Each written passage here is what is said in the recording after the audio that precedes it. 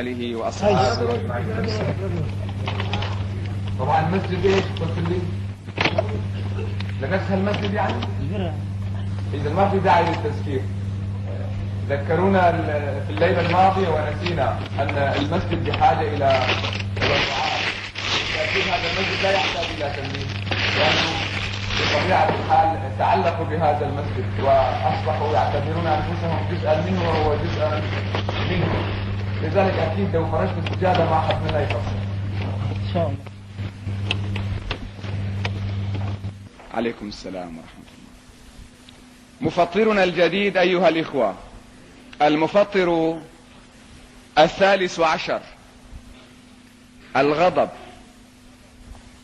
الغضب هذا المفطر الجديد الذي طالما فطرنا على المصطلح الجديد الذي نحن استعملناه في رمضاننا هذا، أي طالما أذهب بثوابنا، لا أنه أفسد الطاعة من أساسها، لا، هو لا زال صائما لكنه مفطر بمعنى أنه لا ثواب له على صيامه ومرتكب لكبيرة يعاقبه الله سبحانه وتعالى عليها. ومن جملة ما ذكرناها: من لم يدع قول الزور والعمل به فليس لله حاجة في أن يدع طعامه وشرابه. ومن هذه الكبائر التي يقول الله لك: لست بحاجة إلى طعامك وشرابك إن لم تدعها، الغضب.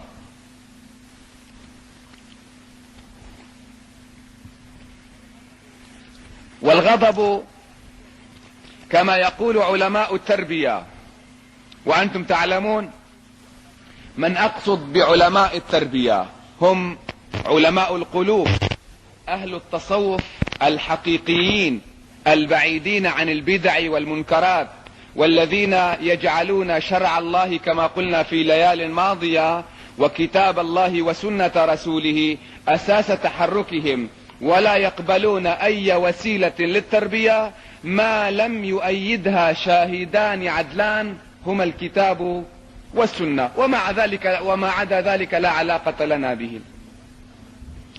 يقول علماء التربية: الغضب جمرة من نار وشعلة من نار الله التي تطلع على الأفئدة. هذه النار التي تصيب القلوب يوم القيامة فتغير حقائقها. الغضب جذوة بسيطة وشرارة هينة لا تذكر بالمقارنة مع تلك، يقذفها الله سبحانه وتعالى في قلب عبده. وهذه الجذوة كالجمرة التي اختفت بين الرماد.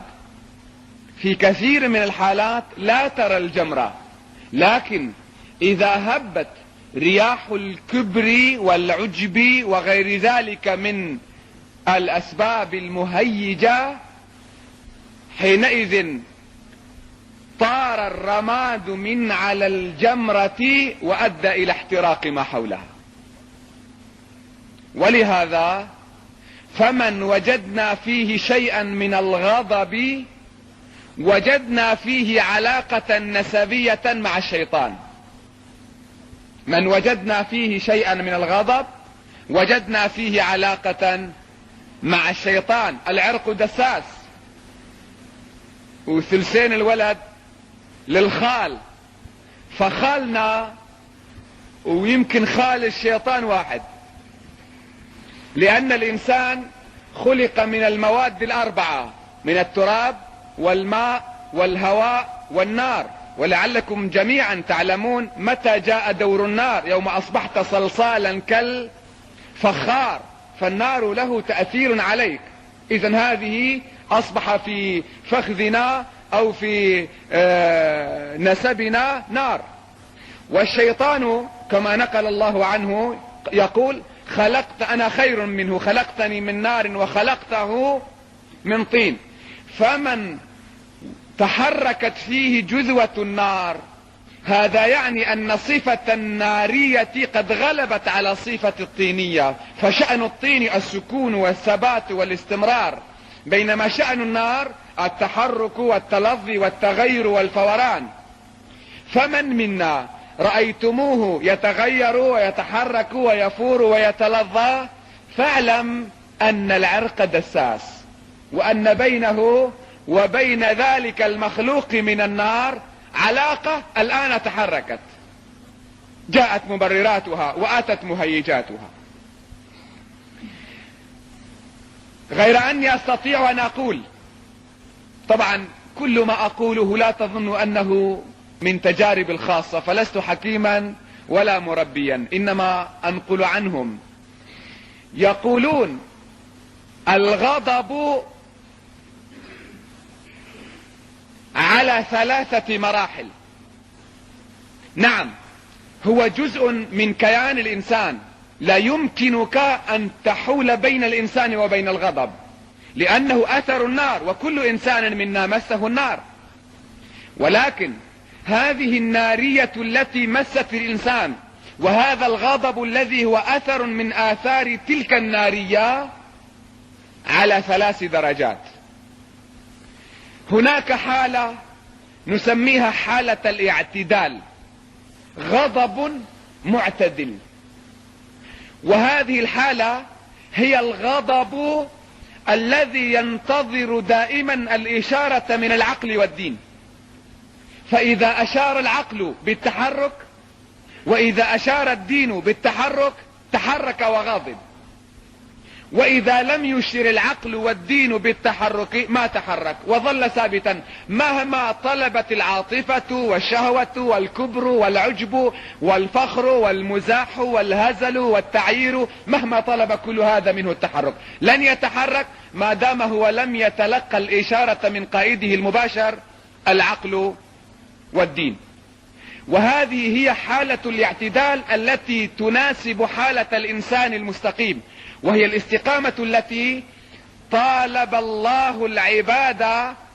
الله من العباد، وهي الوسطية التي رغبنا النبي صلى الله عليه وسلم فيها يوم قال خير الأمور أوسطها، وهو العدل. هذه الحالة هي العدل التي قال الله عنها إن الله يأمر بالعدل. العدل أي التوسط بين حدي الإفراط والتفريط.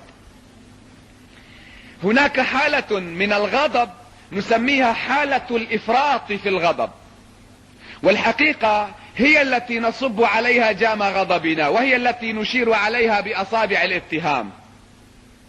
الإفراط في الغضب بمعنى أن تتجاوز حدود العقل والدين، ويوصلك غضبك إلى التلفظ بألفاظ لا تناسبك، والتحرك بحركات لا تناسبك، والتظاهر بمظهر لا يتمشى مع حقيقتك الإنسانية اللطيفة ومع طينتك الساكنة المستقرة الثابتة.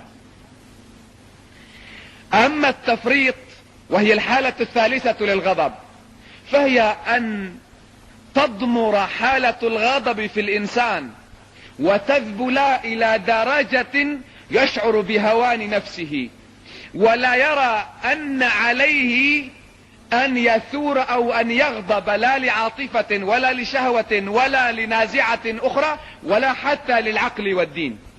وهذه الحالة التي نسميها قلة الغيرة وانعدام الشرف والناموس وفقد الحمية. لا يغضب أبدا، كما يقول الإمام الشافعي رضي الله عنه: من استغضب فلم يغضب فهو حمار. من استغضب يعني من قدمت بين يديه مبررات عقلية ودينية. أنتم تعلمون الغضب المعتدل هو الذي يتلقى الإشارة من الدين والعقل. من قدمت بين يديه مبررات للغضب عقلية أو دينية ومع ذلك لم يغضب فهو فاقد للإحساس كتلك الحيوانة التي لا تشعر برفيقتها يوم تفعل الفحشاء، وهي ليست بالتأكيد من صفات المؤمنين، لأن المؤمنين يتوسطون بحالة الاعتدال كما قال تعالى: أشداء على الكفار رحماء بينهم.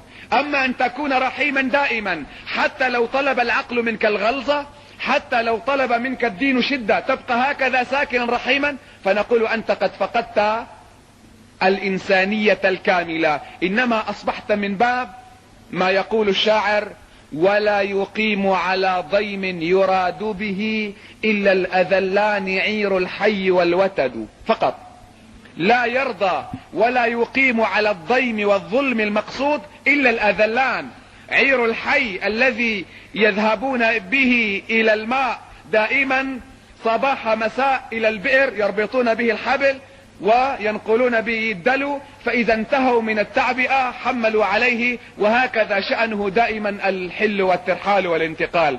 لا يتحمل الضيم المقصود هكذا الا العير والا الوتد الذي تأتي الميجنة او المطرقة دائما لتدق على رأس الوتد حتى ينغرز كله في الارض، والوتد لا يصيح ولا يتكلم. ان اقمت نفسك وان رضيت على ذل يراد بك، واراد الدين والعقل ان تتحرك ولم تتحرك، فانت اما عير ان كانت فيك حياة، واما ان تكون وتدا ان كنت جمادا. على كل حال احدهما شر من الاخر. حالة الاعتدال لن نتحدث عنها. الحالة المرضية هي التي تجذب وتلفت انظارنا. نحن نتكلم عن المفطرات، عن مذهبات الثواب. حالة الاعتدال ليست حالة مرضية، ولذلك لا نتحدث عنها. نتحدث عن حالة الافراط وعن حالة التفريط. اولا عن حالة الافراط، التجاوز في حدود الغضب، وهي التي حقيقة نسميها غضب. اما حالة الاعتدال فلا يجري في عرف العقلاء تسميته غضبا.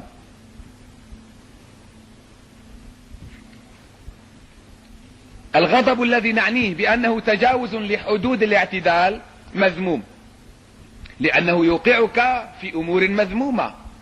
ولذلك يقول الله سبحانه وتعالى مادحا المؤمنين وذاما الكافرين، يقول: اذ جعل الذين كفروا في قلوبهم الحمية، حمية الجاهلية.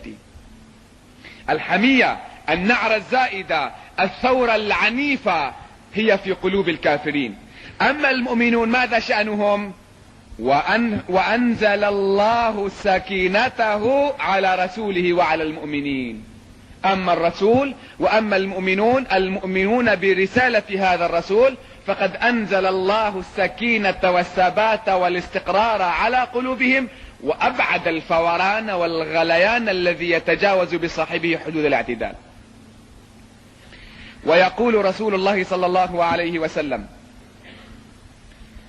في جواب رجل فيما يرويه ابو هريرة رضي الله عنه: جاء رجل الى النبي صلى الله عليه وسلم وهو يقول له: يا رسول الله مرني بعمل واقلل، يعني انا لا استطيع ان استوعب منك الحقائق الدينية والاعمال الكثيرة، مرني ببعض الاشياء التي تنفعني في اخرتي واقلل، اختصر. فقال له النبي صلى الله عليه وسلم: لا تغضب.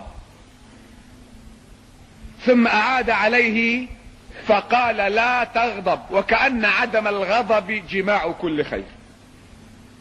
ويقول ايضا ابن مسعود رضي الله عنه ان النبي صلى الله عليه وسلم سأل اصحابه وقال لهم: ما تعدون الصرعة فيكم؟ الصرع من هو؟ المصارع القوي من هو؟ الذي يصارع الاخرين ويغلبهم. قلنا: الذي لا تصرعه الرجال، الذي يغلب كل الناس ولا يغلب واحد. قال: ليس ذلك، ولكن الذي يملك نفسه عند الغضب. وفي الحديث ايضا: ليس الشديد بالسرعة، انما الشديد الذي يملك نفسه عند الغضب. الحاصل الاحاديث والاثار والايات كثيرة في ذم الغضب، لا داعي لان نطيل الجلسة بها، ونحن نحاول دائما ان لا نطيل الجلسة اكثر من نصف ساعة، انما يعني للاستغراق في الموضوع احيانا نتجاوز هذا الحد. لما ورد هذا الذم في الغضب؟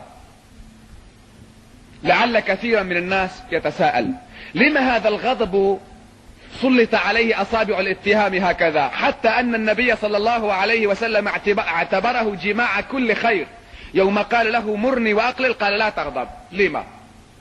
لأن الغضب يغير من حقيقتك ويؤثر على كل جزئية من جزئيات وجودك، ويبدل كل فضيلة لديك إلى رذيلة. ونذكر على سبيل المثال، انتبه إلى شخص يغضب، ستجد أن في جسمه وماديته وتحركاته وأقواله وأفعاله تحصل بعض التغيرات. فأما وجهه ستجده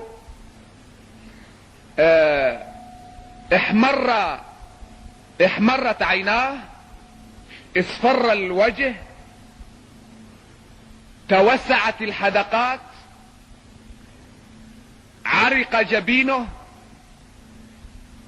تغيرت وربما التوت حركات شفتيه، بدا على الشفتين الزفر والزبد. ولو أن الذي يغضب تأمل في صورته القبيحة هذه لسكن غضبه رأسا، ولكنه لا يدري، يظن أن الناس حين يغضبون تتغير صورهم، أما هو فلا تتغير صورته، لكنه لو نظر في مرآة لعلم قبح صورته، وقبح باطنه أقبح، لأن قبح الظاهر أثر من آثار قباحة الباطن، والدن يترشح بما فيه. ثم تجده في لسانه يسب ويشتم ويلعن ويطلق أيضا، ويهدم البيت كاملا، ويقول ما هو يستحي منه بعد أن تفتر حالة الغضب لديه. بالنسبة لحركاته يضرب، يعنف، يقتل، ربما سرق، ربما جرح لو تمكن.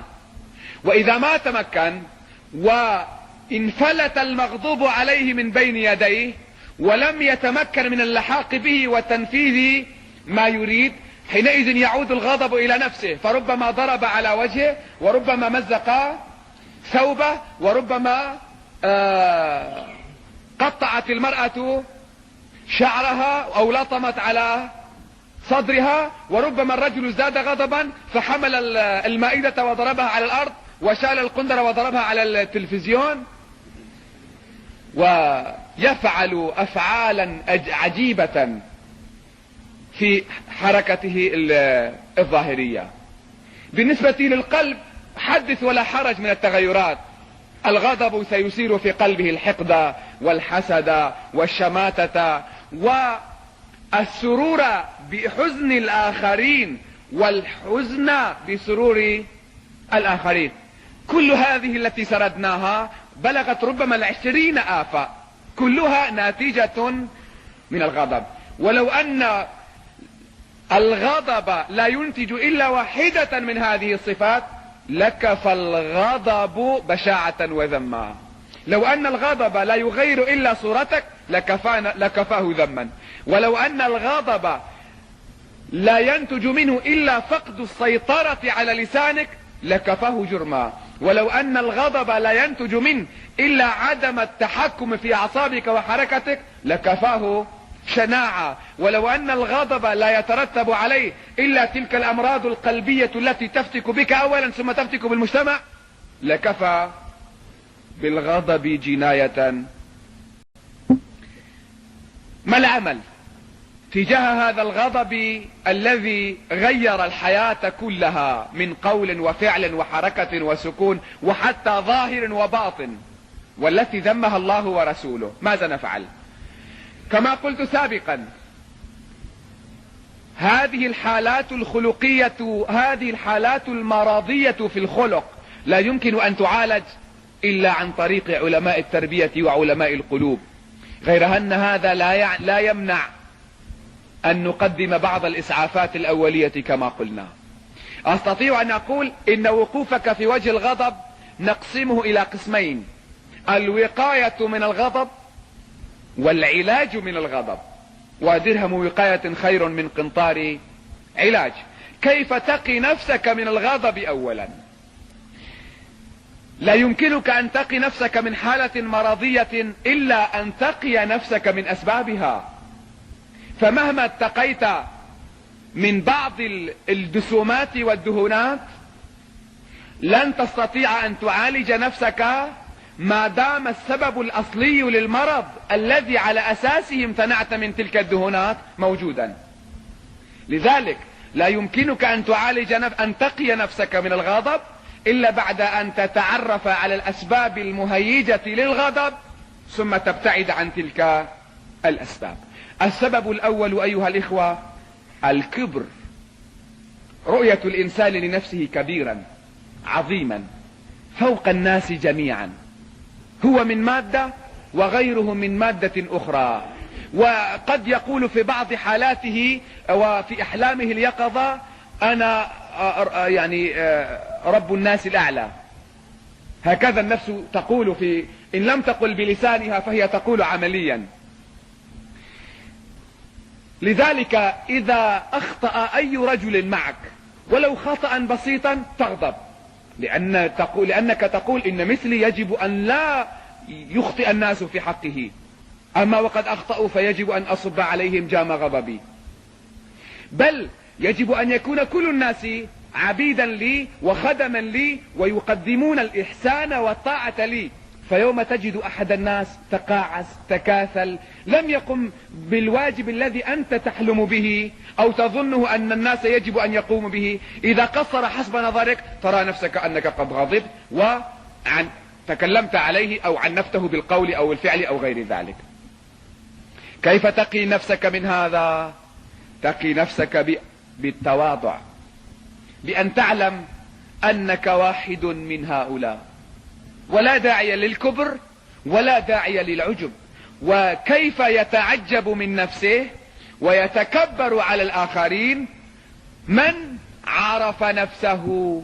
إذا عرفت نفسك لن تتكبر على الآخرين ولن تعجب بنفسك حتى يدعوك العجب إلى الكبر. ربما الكثير منا لا يعرف نفسه، ولذلك حين يخطئ الواحد منا معهم خطأ بسيطا يقول أتدري مع من أخطأت؟ أنت تعرف مع مين تحكي؟ يا أخي أعرف مع مين تحكي، أنت عنصر أمن بعدين مثلي مثلك، أنا مواطن وأنت مواطن. لذلك الإنسان حين لا يعرف حقيقة ذاته، حين يتجاوز حدود ذاته يغضب. لذلك قال أحد الجبابرة لأحد الفقراء الدراويش أتدري مع من تتكلم؟ قال نعم أنا أدري مع من أتكلم. أنت أتكلم مع من خرج من مخرج البول مرتين. أنت خرجت من مخرج البول مرتين، مرة من مخرج بول أبيك ومرة من مخرج بول أمك. هذه حقيقته. فلو أن الإنسان علم أن هذه الحقيقة هذه حقيقته لما رأى لنفسه حقا على الآخرين ولما أعجب بنفسه ولما تكبر. لو أنه علم أن بدايته نطفة مذرة ونهايته جيفة قذرة وهو بين النطفة والجيفة دائما يحمل العذر، الغائط المعروف، بدايته نطفة مذرة ونهايته جيفة قذرة وهو بين المذرة والقذرة دائما يحمل العذرة والغائطة، لما تكبر على الآخرين. فغضبك ينتج من جهلك بحقيقة نفسك، وهذا يدعوك إلى الفخر إن كنت نسيبا، إن كنت من عائلة مرموقة بين الناس. لذلك تغضب يوم يأتي شخص من عائلة ربما هي عند الله أفضل منك هو وعائلته، ولكن المجتمع ظالم. كم يرفع أناسا يجب أن يكونوا في الطبقة الدنيا وكم يضع أناسا يجب أن يكونوا في القمة. هكذا المجتمع ظالم، عرفه مقلوب، موازينه ليست بالتقوى والعمل الصالح والخلق الكريم، إنما موازينه بالمال والجاه والزعامة والرجال وغير ذلك. يجد من هو من عائلة محترمة وذو عشيرة عريضة يجد أن من حقه أن يفتخر على الناس، ولذلك يجب على كل الناس أن يكونوا خدما له وأن لا يخطئوا. وما فخر من خلق من التراب وإلى التراب يعود. لو علمت أنك لست ابن فلان، لست ابن الزعيم فلان ولا ابن الشيخ فلان، انا وانت جميعا نحن ابناء ادم، وادم من تراب، وما فخر من خلق من التراب والى التراب يعود. لو علمت انك ابن الزعيم فلان من حقك ان تفخر، ولذلك تخطئ وتغضب. لكن لو تجاوزت هذا الاب القريب ونظرت الى اعماق التاريخ، الى اصلك، لوجدتني انا وانت مستويان في النسب، كلنا ابناء التراب، بدايتنا تراب ونهايتنا تراب، لذلك لن تغضب. من اسباب الغضب المزاح او المزاح. كثير من الناس يمزحون فيؤدي المزح الى الغضب.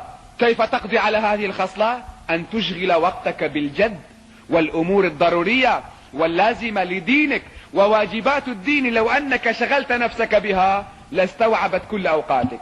فقط الاذكار المروية عن رسول الله صلى الله عليه وسلم، لو اردت جرب يوما واحدا، حاول ان تطبق الاذكار التي وردت من الصباح الى المساء، قبل الصلاة وبعد الصلاة، واثناء الخروج وبعد الخروج، واثناء الوضوء وبعد الاذان، وقبل الاقامة، ويوم تلبس، وحين تخلع نعليك، ويوم تركب السيارة، ويوم تنزل، ويوم تأكل، وبعد ان تأكل، ويوم تلتقي باصحابك، ويوم تدخل بيتك. حاول ان تطبق فقط هذه الاذكار، لن تجد معك مجالا لان تمزح حتى تقع في الغضب. شدة الحرص ايضا، شدة الحرص على الدنيا وعلى المال وعلى الجاه ايضا يدفع الانسان للغضب. تعالجه بالقناعة ومعرفتك ان الرزق مقسوم، وان الله هو الذي يفرق ويجمع ويوصل ويقطع ويعطي ويمنع. لو علمت ان كل هذه الامور بيد الله لما غضبت. ولذلك قال احد العلماء: ان من يغضب، اتدري ماذا يقول؟ انه يقول ان مرادي لم يتحقق وتحقق مراد الله، وكان ينبغي العكس. أليس هذه حالتنا؟ لم تغضب؟ أنت كنت تريد شيئا وأراد الله غير ما تريد. كنت تريد أن يأتي مثلا مطر معين في زمن معين حتى يعطيك موسما خاصا ومميزا، فلم يأتي المطر على حسب طلبك، إنما جاء على حسب طلب الله. فلذلك يغضب هذا المزارع وهذا الفلاح، يغضب لما لم يأتي المطر كما يريد، يعني يغضب لما تحقق مراد الله وما تحقق مرادي. كان ينبغي بالعكس، ينبغي أن يتحقق مرادي ويتخلف مراد الله. لو علمت هذا ما غضبت، وما يوما تعلقت بالحالة البديلة. كل ما حصل لك تقول هل يجي من الله والزد. لن تغضب ولن تبحث عن البديل، لأن البديل مستحيل. وأنت تعلم في الحديث القدسي أو الخبر القدسي، سواء كان حديثا أو خبرا سابقا بتفصيله، هو له أصل في الحديث لكن ربما بتفصيله خبر سابق للحديث: عبدي أنت تريد وأنا أريد، فإن تركت ما تريد لما أريد يكن ما تريد. إن تركت ما تريد لأجلي فوضت الأمر إلي سأرضيك أيضا، يكن ما تريد. وإن تركت ما أريد لما تريد، آثرت مرادك، تركت ما أريد لما تريد، أتعبتك فيما تريد ثم لا يكون إلا ما أريد. نعم سأتعبك فيما تريد، أدعك تشقى في طلبك، ولكن في النهاية لن يكون في الحياة وفي الوجود إلا ما أريد. لذلك قال الإمام الغزالي: ليس بالإمكان أكثر مما كان. الشيء الذي حصل هو الذي كان ممكنا أن يحصل، وغيره ليس ممكنا، لأنه خلاف لقضاء الله وقدره. ومن أشد بواعث الغضب ما يظنه الناس أن الغضب رجولة. الكثير منا يرى أن الغضب رجولة. فلان يقول أنا أبو عنتر، ما هكذا يقول؟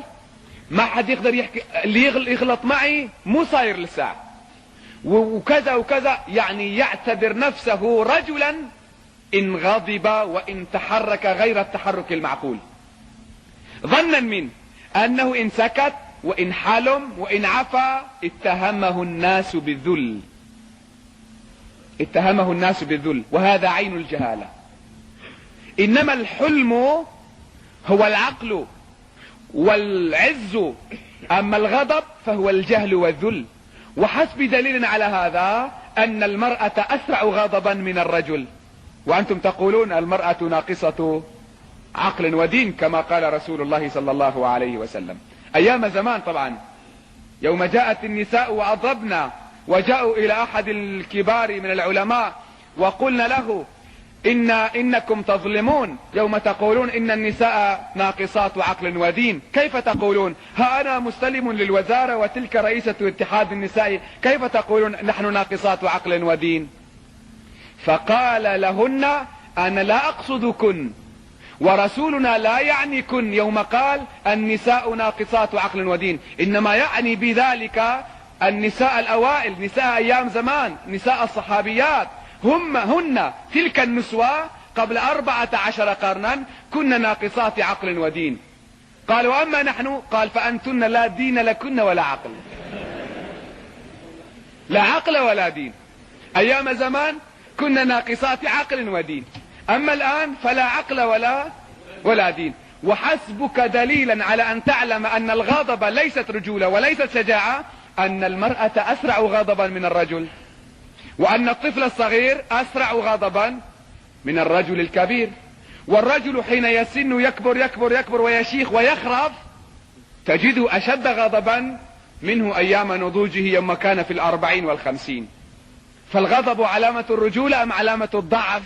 علامة العقل أم علامة الحمق؟ علامة العلم أم علامة الجهل؟ لذلك ينبغي على هؤلاء الناس الذين يغضبون ويظنون الغضب شجاعة أن يبحثوا في قصص الكاظمين للغيظ. وأذكر أمثلة بسيطة قبل أن ننهي الدرس. يقول رجل لجعفر بن محمد أحد علماء المسلمين السلف: إن بيني وبين قوم خصومة وأريد أن أتركها لهم، غير أني أخشى أن يقولوا عني ذلة، يعني تقاعس وجبن. فقال له: احلم يا هذا فإن الذليل الظالم. لو أنك ظلمت وتجاوزت وفجرت في خصومتك تكون ظالما، هذا هو الذليل. أما الذي يعفو فليس ذليلا. ومرة كان رجل حكيم ماش في طريقه، فأراد أحد الناس أن يغضبه، حمل حجرا وألقاها على كعبه، على التمول هستيبرشي، على الساق، على العظم، عظم الموت، ايه هستيبرشي. قعد الرجل سويعة حتى ذهبت آلامه ولم يتكلم، ثم مر قام، فجاء إليه الناس وقالوا له: فلان هو الذي رماك بالحجر. قال: أعلم، يعني لستم تخبرونني بشيء أنا أجهل، أعلم. قال: إذن لما ما غضبت؟ قال: شبهته بحجر تعثرت به، قسته، اعتبرت هذا الإنسان على أنه حجر من تلك الحجارة الكثيرة التي طالما تتعثرون بها. ومرة كان أحد الحكماء ضيفا على صديقه، وهذا الصديق أراد أن يكرمه وصنع له مائدة بغياب زوجته.